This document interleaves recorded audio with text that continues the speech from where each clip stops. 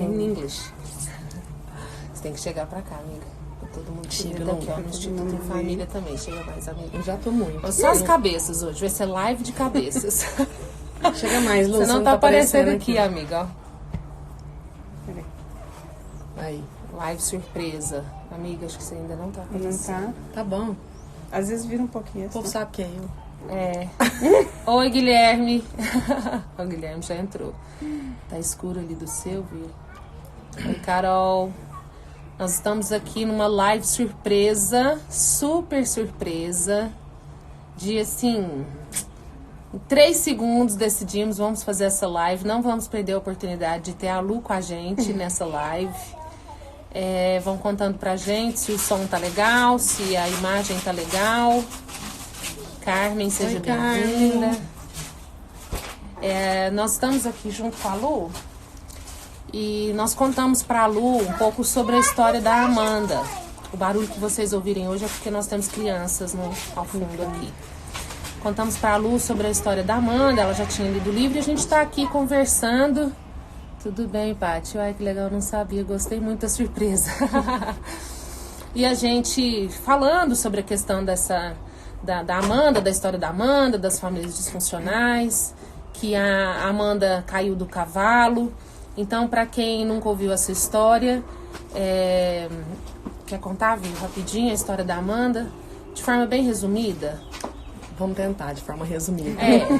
Eu acho que todo mundo que acompanha já sabe, né? Então, a história fala de uma menina que vai fazer uma cavalgada com sua família e o pai dela cai do cavalo nessa cavalgada. E ela é obrigada a parar, ela desce do cavalo, deixando a criança dela em cima do cavalo, a criança que é responsável pelas emoções, pelos sentimentos, pelos sonhos, pelo desejar, fica em cima do cavalo e uma adultinha desce para dar suporte e cuidar desse pai. A gente tá cheio de mosquito, pernilongo. Fica um pouquinho melhor. E aí ela desce para cuidar desse pai. E esse pai vai debilitando. A mãe, que estava na cavalgada, também vai debilitando.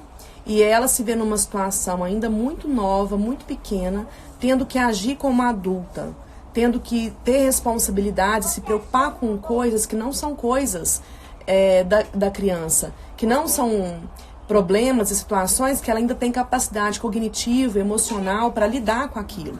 Então ela começa a se tornar uma criança excessivamente boazinha, excessivamente responsável, a ter comportamentos autopunitivos, a abrir mão dela mesma, deixando de fazer o que é importante para uma criança fazer, para cuidar de responsabilidades de adultos.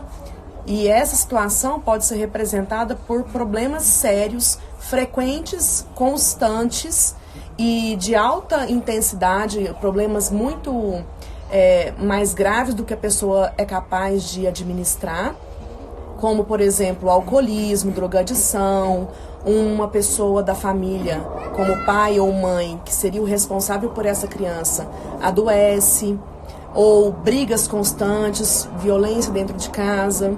Então, inúmeras situações que desorganizam esse ambiente familiar e essa criança se vê obrigada a se adaptar a tudo isso, como se essa situação fosse normal.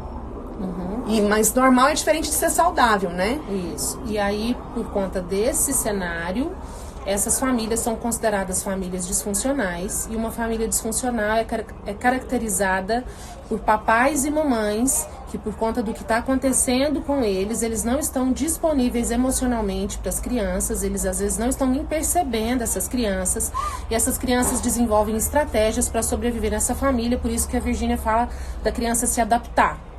E nós estávamos conversando com a Lu exatamente sobre isso, né, Virgínia? Isso. Sobre essa questão, assim, de quantas vezes as pessoas caem do cavalo e elas permanecem ali. E muitas vezes, aqui realmente os mosquitos estão participando da live junto com a gente.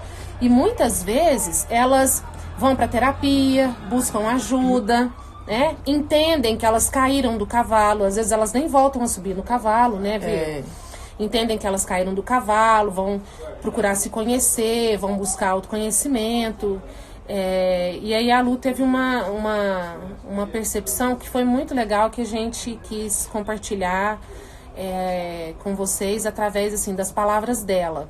Quando nós todas somos Amandas, a gente sempre fala isso, né? Todos nós crescemos em famílias disfuncionais.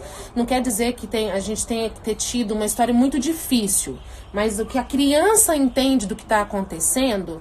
Então, se eu entendi que eu não fui vista, se eu entendi que eu não fui percebida, que eu não fui amada, eu me identifico com essa história da Amanda. E a gente buscou ajuda, a gente sempre conta isso aqui nas lives, que a gente, inclusive nós três, né, nós somos um grupo de apoio umas para as outras, e que muitas vezes a gente também tem questões, a gente tem dificuldades, e aí a Lu teve essa percepção, quando a gente falou sobre essa questão de cair do cavalo, e aí a Lu teve uma percepção, né, Lu?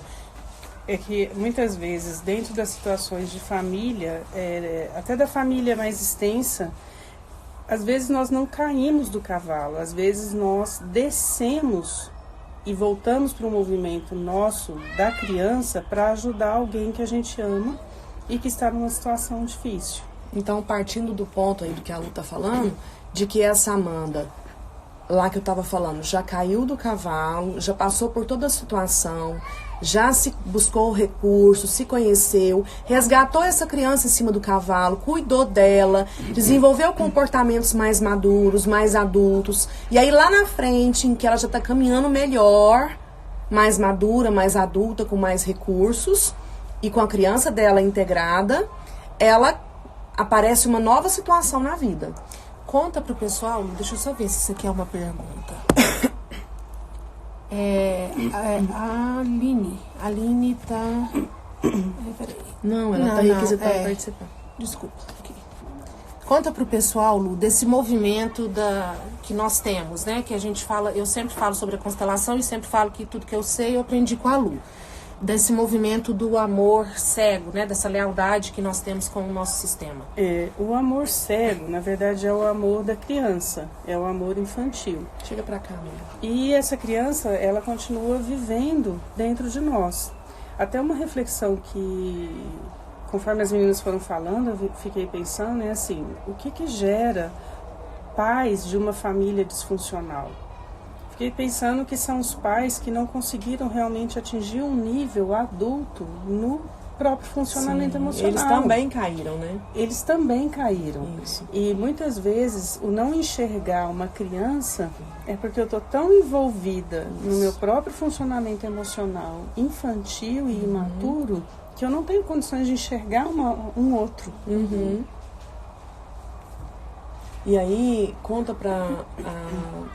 aquilo que você falou sobre a questão dessa Amanda que está lá na frente, que já se conheceu, alguém cai do cavalo, alguém de novo, uma nova situação difícil com uma pessoa que ela ama muito e ela se sente chamada para aquilo. Ela se sente chamada porque o movimento de amor cego, que é o amor da criança, ele não deixa de existir em nós. Não é porque nós temos a informação desse movimento de amor que a gente muitas vezes não se vê novamente transitando por ele. Isso é muito importante, porque às vezes as pessoas acham assim, então agora eu fiz terapia, eu fiz uma constelação, eu li um livro, então eu não vou cair nessas armadilhas. Muito pelo contrário, né, Lu? A gente vai continuar caindo por amor a essas pessoas, por amor ao papai e à mamãe, por lealdade, para pertencer. Porque boa parte do nosso funcionamento, ele não é consciente para nós. Então, quantas vezes, mesmo com toda a informação, nós estamos num funcionamento mais da criança interna do que do nosso adulto? Sim. O Guilherme está perguntando, como um adulto deveria olhar uma criança de forma saudável, a criança interna? Quer falar, Lu? Quer dar exemplos? Porque eu fico pensando assim... pensando no meu processo, muitas vezes, quando a Lu falou assim, não, mas às vezes a pessoa não cai do cavalo, ela desce do cavalo, muitas vezes eu desci do cavalo. Por iniciativa própria. Eu quis ajudar alguém que eu amava, eu nem percebi que eu estava descendo do cavalo. Quando eu percebo, eu já estou no caos. E o efeito que você falou, Lu? É porque quando eu desço para ajudar alguém e E muitas vezes eu estou no movimento da criança, eu mesma não percebo. Só que quais são os indícios de que eu estou fazendo algo que não é realmente adulto? Isso. Vai começar uma desorganização em mim mesma. Às vezes um adoecimento físico, às vezes começo a desorganizar na relação de casal, ou eu começo a desorganizar no meu próprio trabalho. As coisas vão começar, que estavam bem, vão começar a desandar. Dificuldade de dormir, Sim. irritabilidade, né? Esses problemas são sinais, são sintomas de que algo não está bem. Mesmo que racionalmente você pense que você está agindo de uma forma madura, e provavelmente você está mais madura Do que já esteve, né? Que você está conseguindo pensar em mais recursos, que você está conseguindo ficar mais no seu lugar, sem tomar os problemas dos outros para você, parar antes do que você pararia anteriormente, porque anteriormente a Amanda só param na exaustão, e você consegue parar, descansar, tomar seu tempo. Mas se mesmo assim esses sintomas aparecem, isso significa que você está perdendo... está agindo de uma forma ainda inadequada. E o que é importante é que mesmo que eu volte para um funcionamento da criança, isso eu acho que é progresso, eu posso perceber de uma maneira mais rápida. E eu posso retomar um funcionamento adulto. Isso, mas para perceber de maneira mais rápida, a gente precisa ter apoio. Sim. É muito difícil fazer isso sozinho. Muito difícil. Porque a pessoa é tomada. Ela é tomada por aquilo. Porque o movimento da família, né, Lu, e ser muito tomado forte. pela dor do outro, pela dor de quem a gente ama, é irresistível. Isso. Que é como se fosse um vício. É como se fosse um vício. É o alcoólatra que fala, eu vou beber só uma cervejinha hoje. Ele toma menos do que ele tomava antes. Ele ainda bebe. Mas ele ainda bebe e tem uma desorganização por causa da bebida que não é como antes, mas ainda tem. E porque também tem uma parte mais primitiva da criança que nós fomos e da criança que existe em nós, que para essa parte, principalmente pai e mãe, precisa estar bem. Eu, quando atendo crianças, às vezes eu pergunto se a tua mãe ou teu pai estiver bem, para você tá tudo bem? Mesmo que você não esteja tão bem, está. E eu percebi em mim esse movimento. Sim. Quanto que, por exemplo, se eu vejo que os meus pais estão bem, eu já estou bem. Sim. Mesmo que eu tenha várias questões ainda para resolver minhas. Então, a gente sabe que a gente está cuidando bem da criança, da criança interna, Guilherme, se a gente ficar atento ao que a gente precisa, se a gente está cuidando dessas necessidades, Me né? vem Lu? duas palavras. Se podemos estar atentos às nossas necessidades e aos limites. Isso. Essas Gente, duas ela é palavras muito são foda. essenciais. Ela é Ela tem que foda. começar a participar das lives com a gente, para contribuir. Fala de novo, Lu. Porque se eu posso auxiliar o outro, eu posso me doar para o outro, mas apenas dentro do papel onde eu estou, do lugar onde eu estou e da condição interna, do que eu posso dar.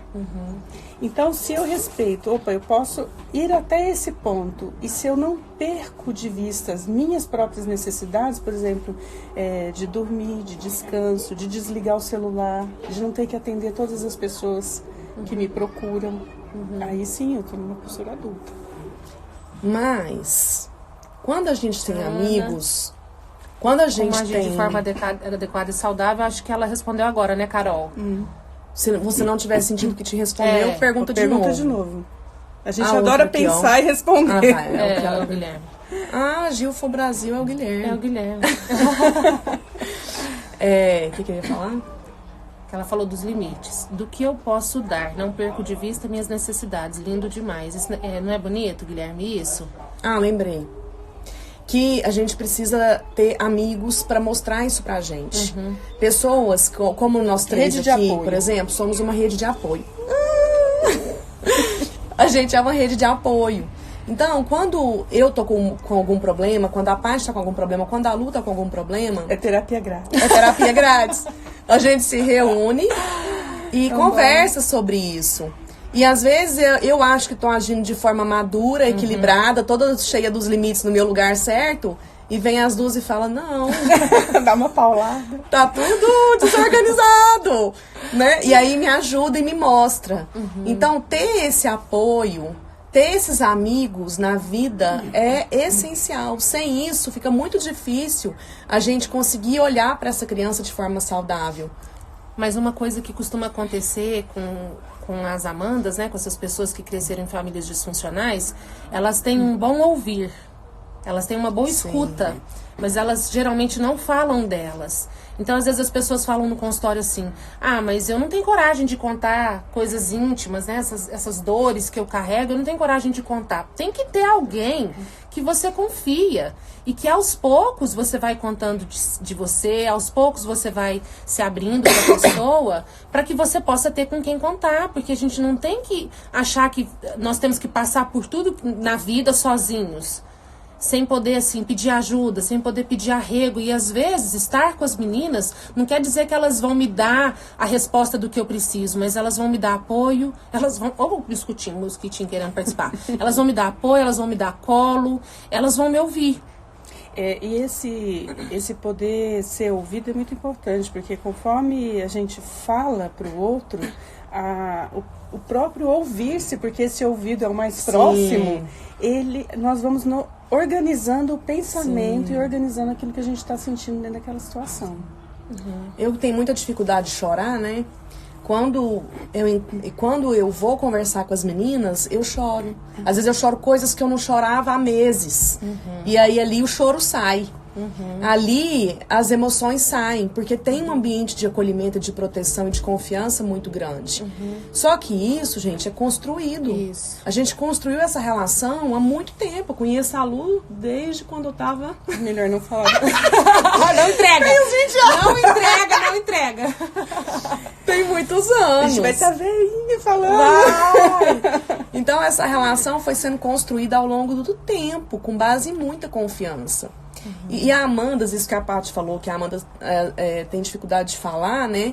Às vezes eu não falo, às vezes eu tô tão presa em algum problema, ou elas, e a gente sente que uma ou a outra não tá bem e liga e força um café. Sim.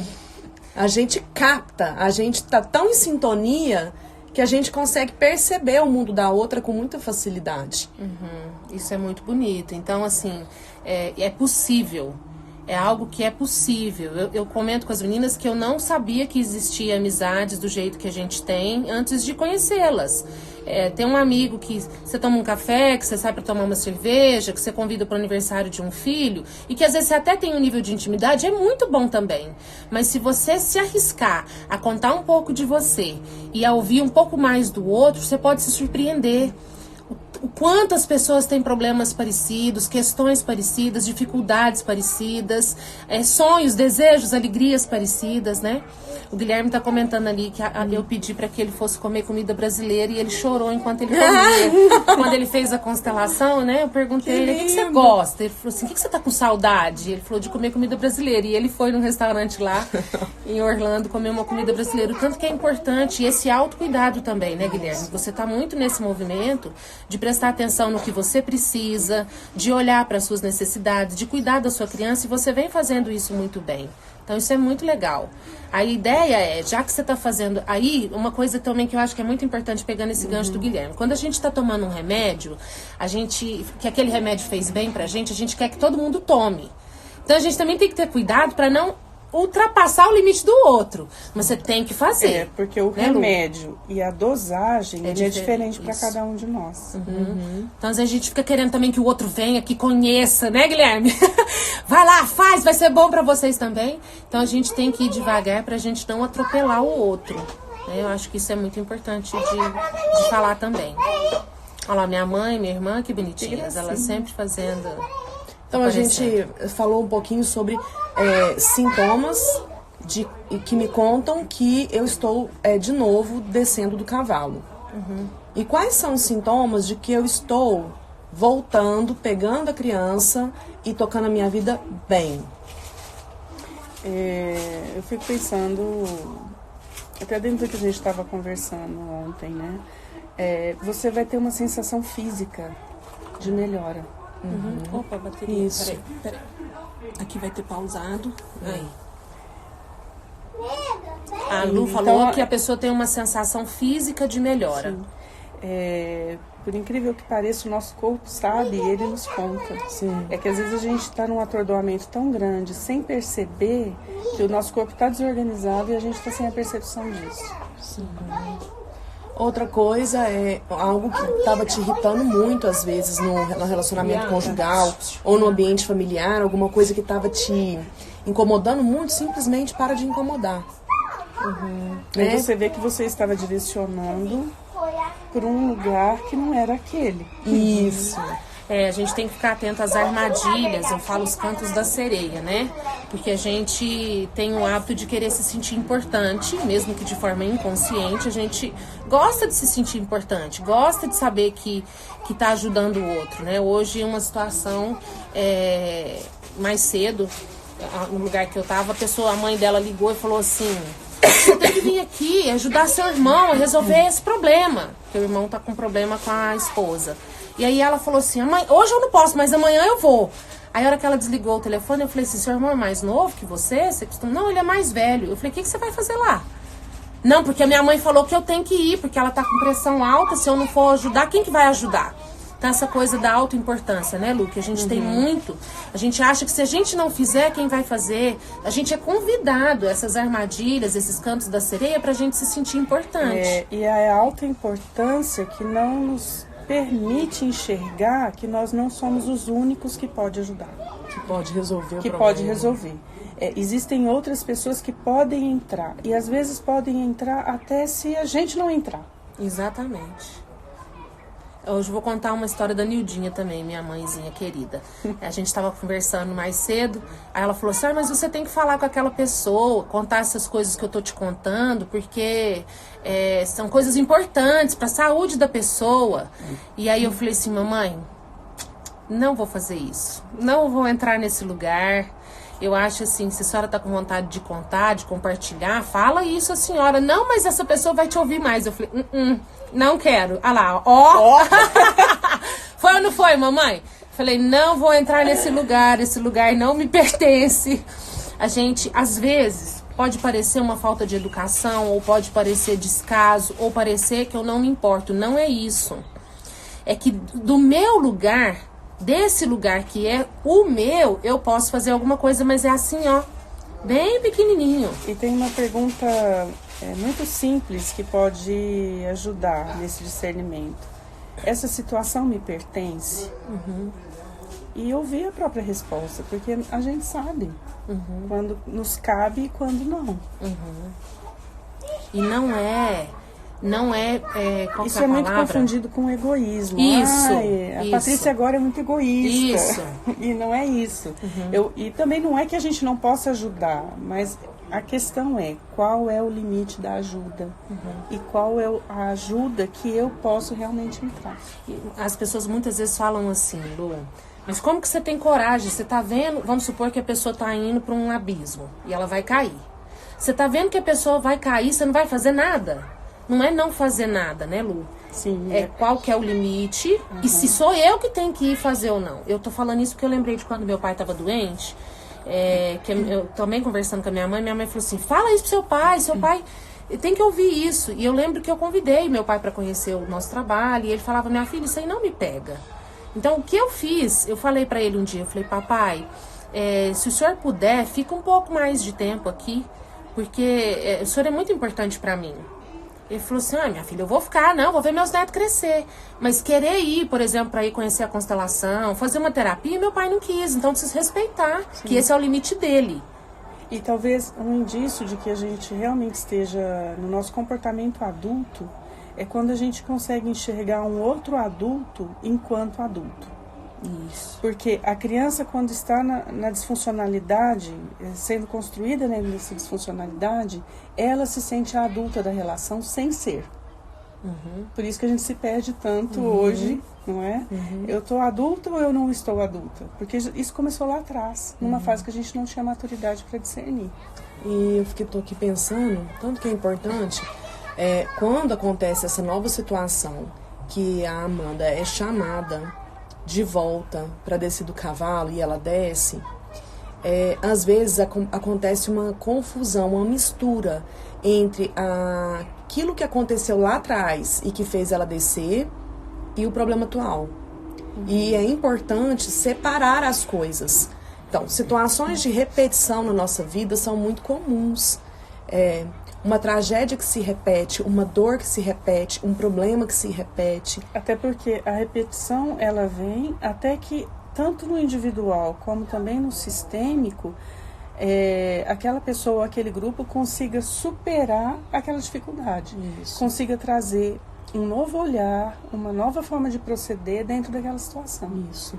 Mas se eu consigo falar para mim mesmo, né, que são situações parecidas, que parece que se repetem, mas que é outra situação e não aquela que está voltando, eu ganho um espaço, um intervalo entre as duas de respiração aqui. E aí eu posso, ao invés da coisa sobrepondo e o trauma e ficando muito grande e a dor também, eu consigo um intervalo de expressão de emoções, um intervalo em que alguém entra para me acudir, em que eu falo agora não. Um intervalo entre as situações dentro da minha cabeça. É o que você falou na última live sobre o tempo e o espaço, né? Dar um espaço para que eu possa me organizar. A Malu tinha falado mais cedo, maravilhosas, obrigada. E fez uma pergunta, regras da ajuda.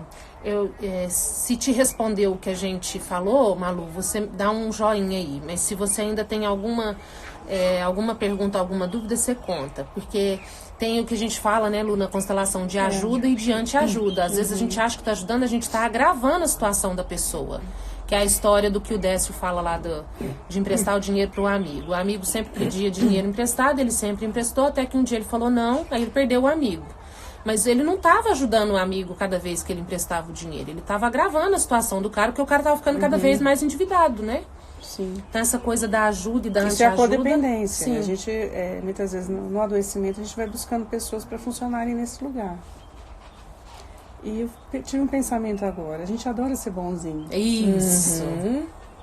A gente adora querer ajudar, porque isso dá um sentimento de ser melhor. De importância De também. importância e de ser melhor que o outro. Isso nos toma muito também. Sim. Aí o professor fala assim, a gente é foda, a gente quer ser foda. A gente não é, a gente é comum. A gente não é especial. Não. A gente só faz do nosso jeito, o outro faz do outro e todo mundo E tá é comum. tudo bem? É. Isso é um bom exercício para cada pessoa que a gente olhar na vida, na rua, a gente saber que é um outro ser humano como eu. Nem melhor, nem pior, é somente um outro ser humano. Com a lua diferente, Ai, né? gente, ai, tão bom. A gente adora ser bonzinho, mandou bem. Tô falando, Guilherme, a lua é diferenciada. A gente costuma falar assim, ó. Oi, Vivi, estou assistindo Oi, seu amor. Lucas. Oi, amorzinho da Vivi. O Vivi te ama. Viviu. Bonitinho. Até perdi o que eu ia falar. A Lu é aquela amiga que é assim, quando ela começa a falar, eu viro pra Virgínia e falo assim, e aí, está preparada? Porque lá vem chumbo. A Lu consegue ter uma visão assim mais ampla e acaba ajudando a gente a... Mais profunda. Mais profunda, isso. Ela lê a alma da gente. A gente queria compartilhar isso com vocês, porque se a gente aprender a ficar no nosso lugar, eu não sei qual dos homens integral que tá aí, ó, Matheus, ou dos Léos, ou Pedro, oi. Se a gente conseguir ficar no nosso lugar e apenas no nosso lugar, a gente acessa uma força que é diferente. Mas sem deixar jamais de pensar nessa rede de apoio que nos ajuda a enxergar aquilo que a gente não consegue ver. Eu acho isso muito importante. Oi, Léo. E algo importante também, para sinalizar que nós já estamos conseguindo estar no nosso adulto, é a capacidade de suportar a própria dor. Nossa. Isso não quer dizer que eu não conte com a rede de apoio. Viu? Vocês estavam preparados? Eu tenho que dar conta de mim. Lá vem Tá chumbo. danado. Ô, Guilherme, a Lu pra você é a Paty pra mim. Lá vem chumbo, mas Oi, depois vem calma no amiga, coração. Viviane. Também te amo. Amo. Oi, Mayara. Fala de novo essa frase pra quem chegou agora. Repete, Lu, 10 vezes. Estar 10. no adulto. Vamos repetir 10 vezes, Nós todo vamos mundo. Quando nós conseguimos realmente estar no adulto, no nosso adulto, a gente tem uma capacidade de dar conta da nossa própria dor e do nosso próprio mundo, sem se derramar em cima de ninguém. Vou fechar. Gente, quem esteve com a gente até aqui, muito bom. A gente só não consegue dividir a tela, Vivi. Já foi maratona de identidade? Não. Maratona de identidade, que dia? Setembro? É setembro. Não sei se é o penúltimo ou último final de semana de setembro. Isso, vambora. Essa live vai ficar 24 horas no Instituto em Família e no Instagram da Virgínia Londe Guerra. E se vocês tiverem perguntas, se vocês quiserem a Lu com a gente, manda temas pra gente poder fazer. A gente tá retomando as lives, eu e a Virgínia, e retomando assim em grande estilo, com a participação da nossa querida amiga. Se vocês quiserem saber sobre mais alguma coisa, ó, a Estela entrou do seu telefone, Lu. Se tiver algum tema específico que vocês queiram saber, conta pra gente que a gente vai ficar feliz de responder. Sexta-feira que vem ou sábado?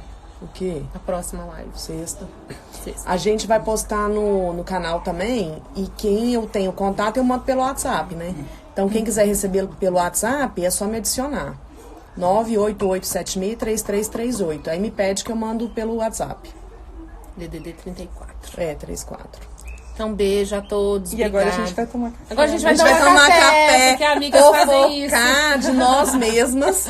Olha lá, ó, lindas, queremos mais alunas lives. Ai, meu meu Deus. Deus, agora a gente vai amarrar ela. Aqui. Aqui, ó, a participação da minha tchutchuquinha. Dá um recado, amor. Fala assim, ó, pessoal, segue a mamãe e as amigas. A gente tá ouvindo. Tá ouvindo de lá? Manda um beijo pra todo mundo. Fala, gente, olha meu batom. Olha. A Estela quer aparecer Vem, também. amor. Vem, Estela. Nós estamos aqui para um momento de amigas e trouxemos as tchutchucas. Vem cá, Ai, tem o filha. Dudo também, peraí. Dudo. Parabéns pela live. Obrigada, Ju. Beijo, mamãe. Te amo muito. Que eu, gente. Ó, o Dudo. Pra quem não conhece, esse aqui é o príncipe. Beijo, gente. Tchau. Deixa eu fechar aqui. Se deixar aqui, a gente vai mais um pouco. Mamãe.